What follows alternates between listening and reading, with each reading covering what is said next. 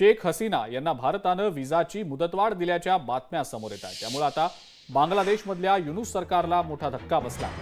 बांगलादेशमधील सध्याचं सरकार हे अनेकदा भारतविरोधी भूमिका घेताना दिसतंय आणि त्यामुळे त्यांचा भारतासोबतचा संवादही आता बऱ्याच अंशी कमी झालेला आहे।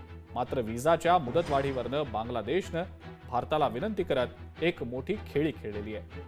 मोहम्मद युनूस यांच्या नेतृत्वाखालील बांगलादेशच्या अंतरिम सरकारनं भारताला माजी पंतप्रधान शेख हसीना यांचा पासपोर्टच रद्द करण्याची विनंती करत नवी खेळी खेळलेली आहे। मात्र भारतानं सुद्धा या बांगलादेशच्या विनंतीला अजूनपर्यंत कोणताही प्रतिसाद न दिल्यानं या कृतीतूनच बांगलादेशला योग्य उत्तर दिलं गेल्याची सध्या चर्चा सुरू आहे। या संदर्भात बोलताना बांगलादेशच्या परराष्ट्र मंत्रालयाचे प्रवक्ते मोहम्मद रफिकुल आलम यांनी सांगितलंय की जर शेख हसीना यांचा पासपोर्ट रद्द झाला तर विजाची मुदतवाढ देण्याचा कोणताहीच प्रश्न समोर येणार नाही किंवा उद्भवणार नाही।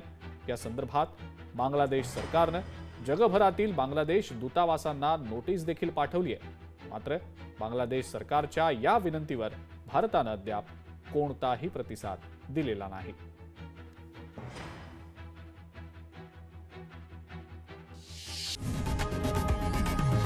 लोकशाही मराठी ऐका, पहा, जागरूक रहा।